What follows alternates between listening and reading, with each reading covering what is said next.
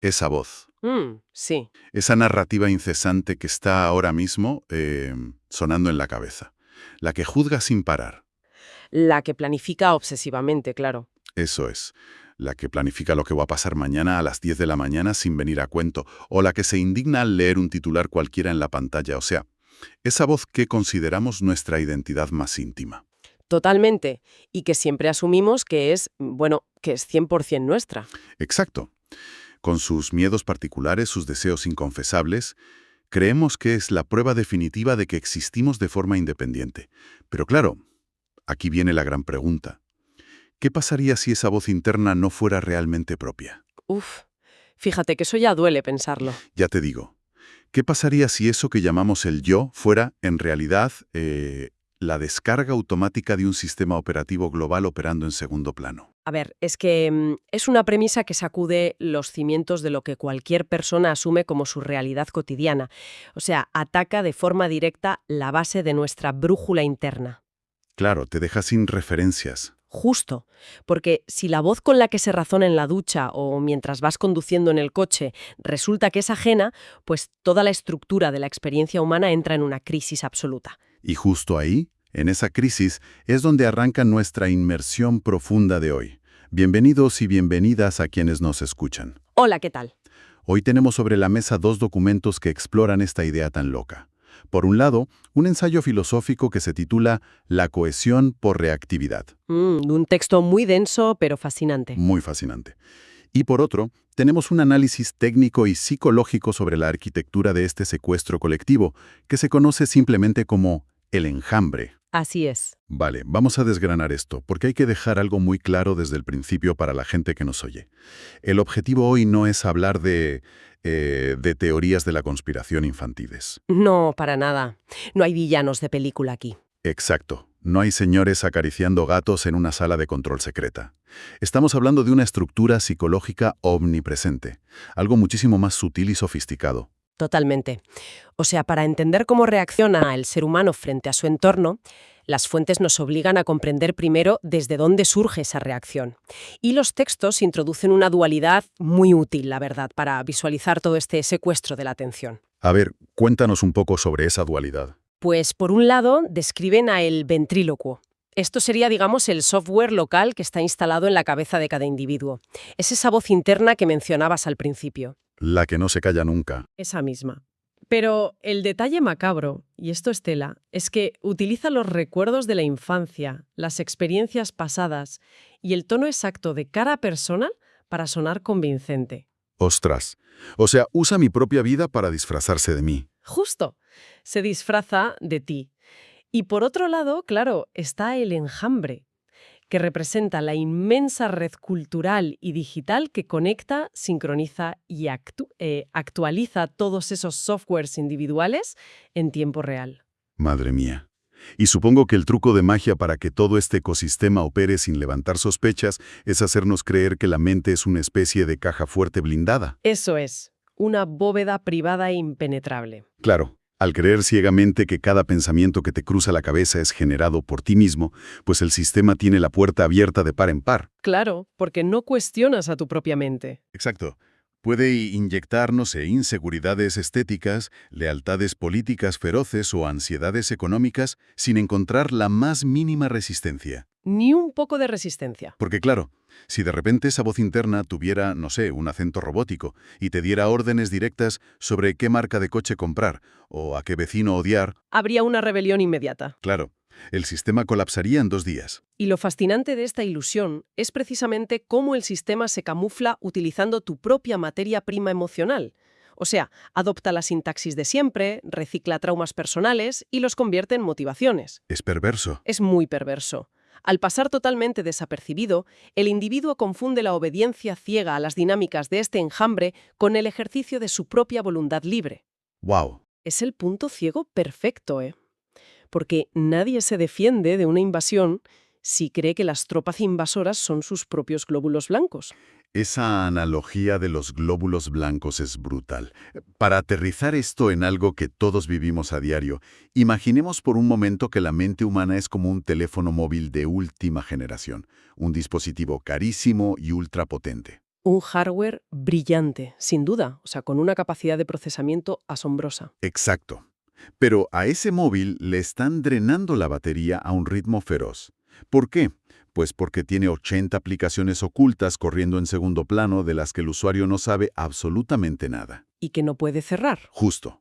Alertas de noticias catastróficas, cálculos de ansiedad sobre el futuro laboral, comparaciones silenciosas con las fotos de las vacaciones de los demás. Las notificaciones de agravios de hace 10 años que te vienen a la cabeza de repente. Total. Y todas esas aplicaciones fantasmas exigen recursos constantes. Claro, están consumiendo memoria RAM emocional sin parar. Eso es. Y como resultado, el procesador está tan saturado intentando gestionar todo ese ruido que el aparato jamás tiene la energía suficiente para hacer lo más importante. Que sería entrar a los ajustes del sistema, ¿no? Exacto. Entrar a los ajustes, encontrar la raíz del problema y borrar el programa malicioso. Así que la mente sobrevive al día arrastrándose con un triste 1% de batería. Es una imagen muy agobiante, pero muy real. Y si llevamos esa analogía del móvil un paso más allá, hay que subrayar algo crucial que revelan los textos. A ver. Este drenaje constante de batería no es un error de diseño. Ah, ¿no? ¿No? Ni tampoco es un efecto secundario lamentable de la vida moderna. Es el diseño mismo. O sea, es intencionado. Ostras. Explícame eso un poco más. Pues mira, un enjambre biológico en la naturaleza, como el de las abejas, se mantiene unido mediante señales químicas y feromonas. Pero este enjambre psíquico, esta estructura socioeconómica moderna en la que vivimos, necesita tensión para no desintegrarse. Tensión constante. Eso es. El estrés crónico y el cansancio permanente con el que convive la sociedad son las condiciones óptimas de control. Porque una mente exhausta, alguien que llega a casa a las 8 de la tarde sin capacidad para pensar con claridad, no tiene el ancho de banda necesario para cuestionar su realidad. Claro, no te da la vida para ponerte a filosofar. Justo. Solo buscas sobrevivir, consumir el estímulo más fácil que tengas a mano, como ver una serie o hacer scroll infinito, y reaccionar en piloto automático. En términos del sistema, el agotamiento fabrica docilidad. El agotamiento fabrica docilidad. Es una frase para enmarcar. Pero a ver, si esa batería mental está siendo drenada de forma tan intencionada, me surge la gran pregunta. Dime. ¿En qué se está gastando exactamente toda esa energía que perdemos por el camino? Porque algún sitio tiene que ir a parar. Y al leer el ensayo La cohesión por reactividad, la respuesta cae como un jarro de agua fría. Sí, la verdad es que impacta. Dicen que se gasta pura y exclusivamente en la reactividad constante. Así es, y el ensayo plantea una idea muy contraintuitiva aquí. Solemos asumir que el gran problema de nuestra civilización radica en sus ideas. Claro, las ideologías. Exacto. Creemos que el conflicto está en las doctrinas, en la eterna batalla entre visiones conservadoras o progresistas, entre el dogma religioso o el ateísmo militante. ¿Y las fuentes que dicen sobre eso? Pues aquí el texto es de una imparcialidad tajante. Y esto es vital recalcarlo para quienes nos escuchan. Al sistema operativo global, a este enjambre, no le importan en absoluto los bandos políticos. Le da exactamente igual. Exactamente igual. No tiene ninguna preferencia por la izquierda o por la derecha. El problema no es qué piensa la gente, sino desde qué estado de agitación lo piensa. O sea, el sistema no busca que todos estemos de acuerdo. Para nada. De hecho, la unanimidad sería su fin. Si todos estuviéramos de acuerdo y tranquilos, se acaba el juego. Solo necesita mentes dispuestas a ofenderse, temer o desear continuamente. Le basta con mantener encendido el motor de la activación incesante. Madre mía. Aunque hay que marcar una distinción muy fina aquí porque lo cambia todo. Las fuentes separan muy bien lo que es la inteligencia orgánica de la reactividad psicológica. Sí, es un matiz importantísimo. Por ejemplo, si un coche viene a toda velocidad hacia una persona que está cruzando la calle, apartarse de un salto no significa estar secuestrado por el enjambre. Evidentemente no. Eso es instinto básico de supervivencia. Exacto. Pura inteligencia biológica funcionando a la perfección. Claro, el problema no es la respuesta física al peligro inminente. La reactividad venenosa de la que hablan las fuentes ocurre cuando un hecho cotidiano... Un comentario en el trabajo, por ejemplo. Eso es. Un comentario, un titular en redes sociales. Cuando eso es secuestrado en milisegundos por la mente para fabricar identidad... Fabricar identidad. Wow. Sí. Ocurre algo neutro y, sin dejar ni una fracción de segundo para la observación, surfe la etiqueta instantánea. Yo, la persona ofendida. Yo la víctima incomprendida. Yo, el que tiene que responder agresivamente para demostrar su valor. Justo. Esa construcción inmediata del personaje. Pero a ver, quiero hacer de abogado del diablo un momento aquí, porque me cuesta un poco encajar esto con lo que nos enseñan desde pequeños. Adelante, a ver. Sentir indignación ante una injusticia social, o sentir, no sé, una pasión desbordante por una causa política, se suele percibir como la esencia misma de estar vivo. Sí, como el motor de la historia. Exacto. Es lo que mueve el mundo. Entonces, ¿cómo diferenciamos la vitalidad real, la vida auténtica, de la simple fricción diseñada por este enjambre? Es una buena pregunta. Porque si quitamos esa pasión reactiva, ¿qué queda? ¿Ser estatuas de piedra que no sienten absolutamente nada? Es una tensión genuina la que planteas. Y fíjate que el texto no la esquiva para nada. Resuelve esta duda introduciendo el concepto de la falsa vitalidad. Falsa vitalidad. A ver. O sea, la indignación en redes sociales otorga una sensación de intensidad increíble. Te sientes importante. Claro, el conflicto permanente te da una ocupación mental. Si a gran parte de la población se le extirpara de golpe esa reactividad, pues no encontrarían una iluminación pacífica, tipo zen. ¿Qué encontrarían entonces? Se toparían con un vacío absoluto, un silencio interior aterrador que no sabrían gestionar en absoluto. El secuestro mental se sostiene porque cada reacción fabrica y le da contorno a un personaje, a un ego. O sea, te hace creer que estás viviendo plenamente porque chocas contra las cosas. Eso es, cuando en realidad es solo ese personaje necesitando desesperadamente chispazos de fricción para confirmar que existe. Para no desvanecerse en el silencio. Exactamente, para no enfrentarse a ese vacío. Vale, entiendo perfectamente el mecanismo. Se alimenta de fricción para que el personaje no desaparezca. Pero una vez que alguien ve los hilos, no sé, una vez que te das cuenta del agotamiento y percibes la trampa de esta falsa vitalidad, el instinto natural es intentar salirse de la obra de teatro. Claro, ¿quieres huir? Y supongo que el sistema no se queda mirando pasivamente cómo sus actores abandonan el escenario así como así. Tiene que haber mecanismos de defensa programados para evitar fugas. Sin duda los hay. Y la primera línea de defensa, la más profunda, está codificada en las herramientas mismas que usamos para intentar escapar. ¿Te refieres al lenguaje? Sí, al lenguaje. Las palabras con las que razonamos provienen del mismo enjambre.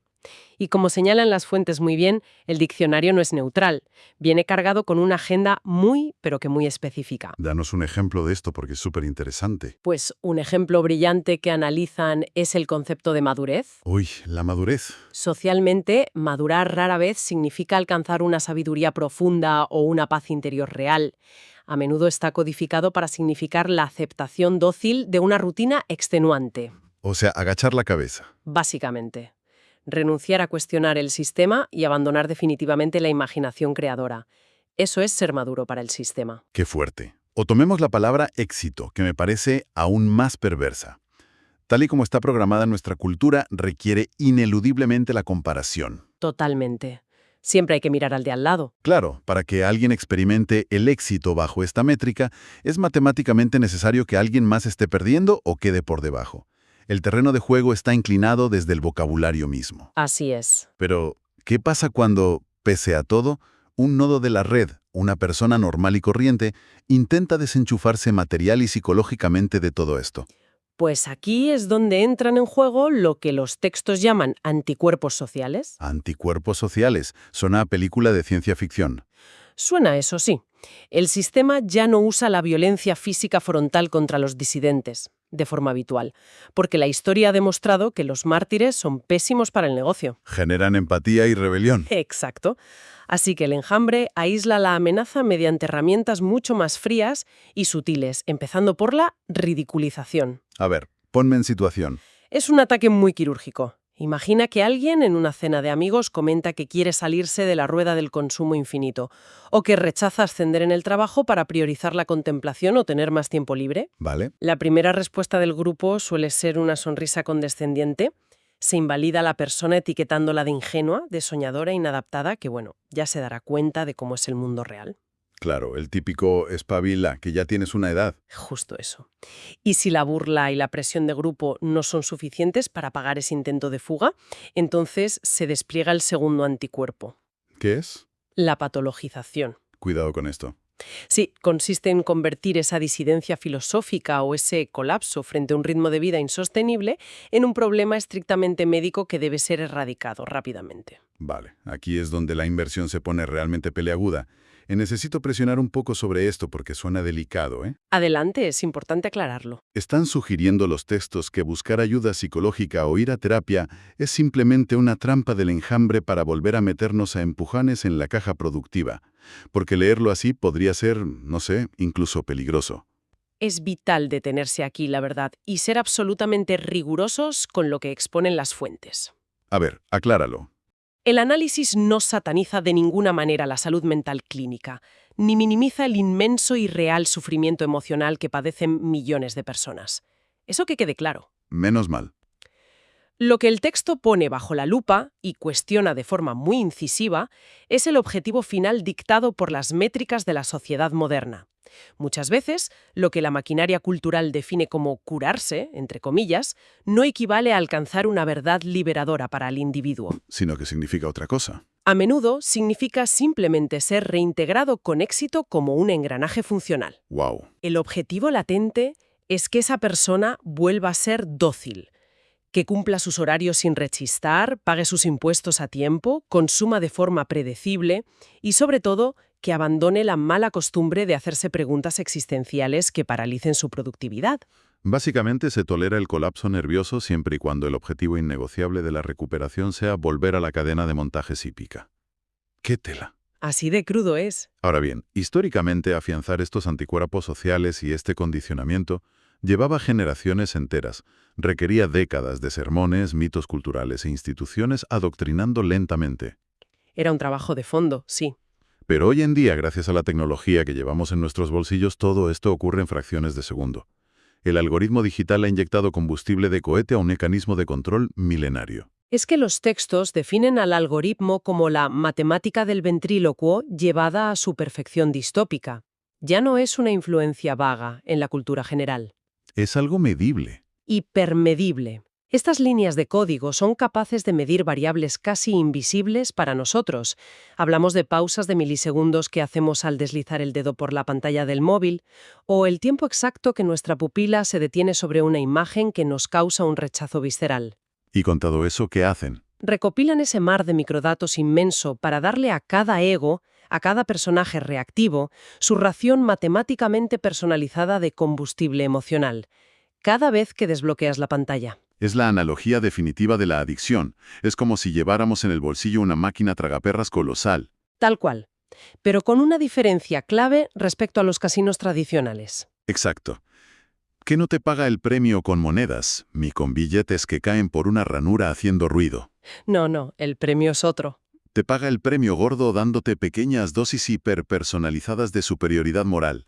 O te entrega en bandeja de plata un artículo que valida exactamente los motivos por los que hoy te sientes una víctima incomprendida del mundo. Es fascinante y aterrador a la vez. Dependiendo de lo que la arquitectura de tu personaje necesite para sentirse importante, no sé, ese martes a las 9 de la mañana, la máquina lo encuentra entre millones de contenidos y te lo inyecta directamente en vena. Y el daño colateral más silencioso de esta eficiencia tan brutal es lo que podríamos llamar la muerte del vacío. La muerte del vacío, totalmente. El enjambre ha colonizado los últimos refugios de la experiencia humana no mercantilizada. Piensa en la sensación de estar esperando en la cola del supermercado, o en los minutos de trayecto en el autobús. O incluso en esas noches de insomnio a las 3 de la mañana, mirando el techo de tu habitación. Justo. Lugares y momentos que, históricamente, forzaban a la mente a la introspección sobria. Hoy, la respuesta automática es sacar el teléfono y rellenar ese espacio al instante. Se ha erradicado el derecho a la interrupción silenciosa. Para garantizar un ping-pong emocional sin tregua, asegurando que nadie, absolutamente nadie, tenga el tiempo o el espacio de detenerse a observar los engranajes de la propia maquinaria mental. Es asfixiante si lo piensas. Frente a esta asfixia algorítmica tan abrumadora, la reacción visceral que tendría cualquiera al darse cuenta del engaño es la de querer despertar a gritos al resto del mundo.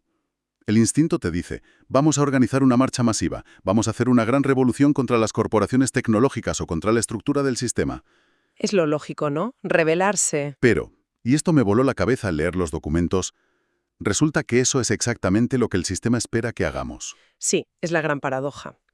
Si conectamos este impulso rebelde con el panorama general de los últimos años, el autor expone de forma magistral la trampa del despertar masivo. A ver cómo funciona esa trampa. Pues los grandes movimientos contraculturales y las cruzadas sociales, incluso aquellos nacidos de una indignación totalmente genuina y moralmente justificada, Que hay muchos, claro. por supuesto, pues terminan invariablemente siendo absorbidos y operando como réplicas del propio enjambre. O sea, se convierten en lo que odian. Exacto. Y la razón es puramente mecánica. Para sobrevivir como movimiento masivo, utilizan las mismas lógicas de control. Exigen una pureza ideológica y una lealtad férrea al grupo. Crean una jerga excluyente para distinguir a los iluminados de los ignorantes. Los buenos y los malos. Eso es. Y sobre todo, necesitan desesperadamente mantener vivo a un enemigo visible para justificar la cohesión del grupo. Claro. El sistema literalmente metaboliza la protesta.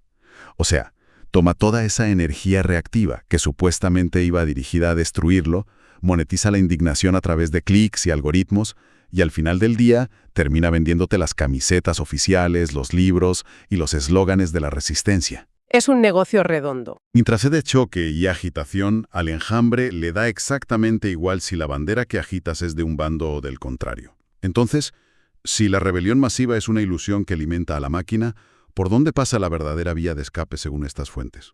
Pues la salida que proponen es radicalmente silenciosa, puramente pragmática y a nivel estrictamente individual. Nada de manifestaciones. Nada. El concepto central que introducen es el arte de vivir en las grietas. Vivir en las grietas. Me gusta cómo suena. Y ojo, esto no significa irse a vivir a una cabaña en el bosque aislado de la humanidad y desconectar el wifi. Consiste en existir físicamente en el mundo, participar en la sociedad, hablar su idioma, ir a la oficina. Pero sin otorgar ninguna propiedad psíquica al sistema. O sea, estar, pero sin estar. Algo así.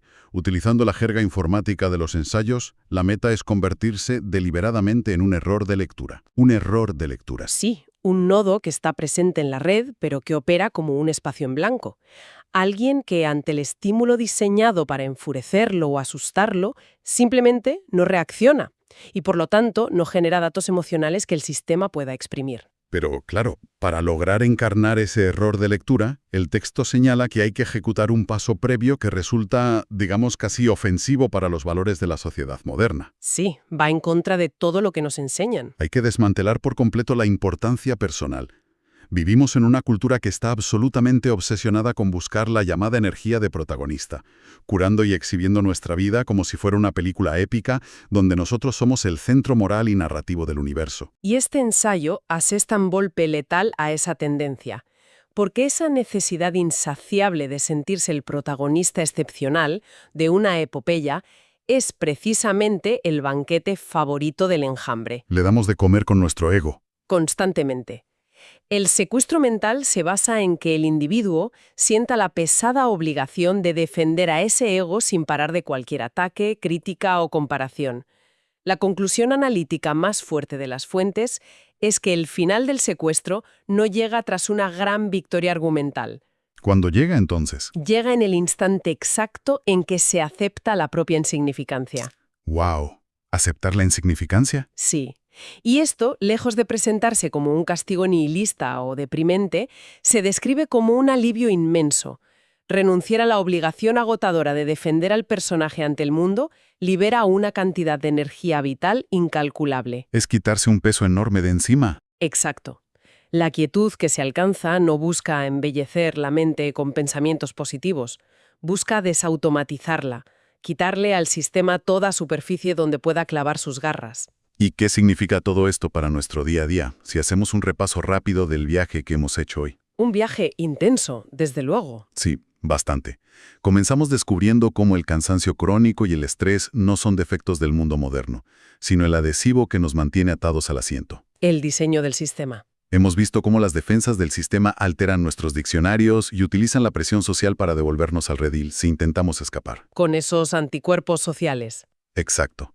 Hemos analizado cómo la asfixia algorítmica utiliza nuestros miedos para monetizar la indignación. Pero al final, el camino nos ha llevado a una conclusión pacífica y liberadora. Que es lo más esperanzador del texto. La verdadera vía de escape no pasa por ganar una guerra épica contra el mundo, sino por la decisión silenciosa de abandonar la narrativa grandiosa de nuestras propias vidas. Volvernos indetectables. Aprender a habitar esas grietas. Quienes hayan seguido este análisis profundo hoy deben recordar algo fundamental. Esta información no pretende ser un manual de autoayuda para sentirse mejor de forma superficial. No son tips de bienestar. Para nada. Es una invitación cruda a la observación radical, a mirar el propio paisaje interior justo antes de que la reacción automática tome el mando. Al final del día, la verdadera pregunta no es qué doctrinas políticas defiendes con vehemencia en las cenas o en qué lado de la última polémica viral te posicionas. ¿Cuál es la pregunta entonces? La pregunta más honda y desafiante es esta. ¿Qué parte de tu identidad necesita seguir reaccionando compulsivamente contra el mundo para poder sentirse real? Uf, es una sacudida mental que te deja mirando a la pared, sinceramente.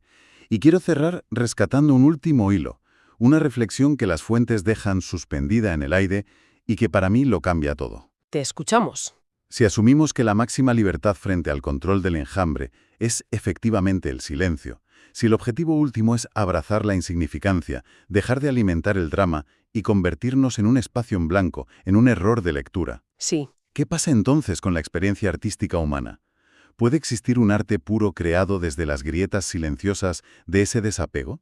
¿O cada novela desgarradora que nos quita el aliento, cada película sobre el dolor y cada canción apasionada sobre la injusticia o el desamor son, en el fondo, solo otro hermoso paquete de datos emocionales diseñado para mantener funcionando la matriz a base de lágrimas y pasión? Es una pregunta durísima para terminar. Pues nos quedamos con esa incomodidad rondando en la cabeza. Por ahora os invitamos a mirar por un instante esa pantalla negra del móvil, a dejarla apagada sobre la mesa y disfrutar de un milisegundo de silencio auténtico, de quietud real y no reactiva. Despedimos este viaje a fondo hasta la próxima ocasión.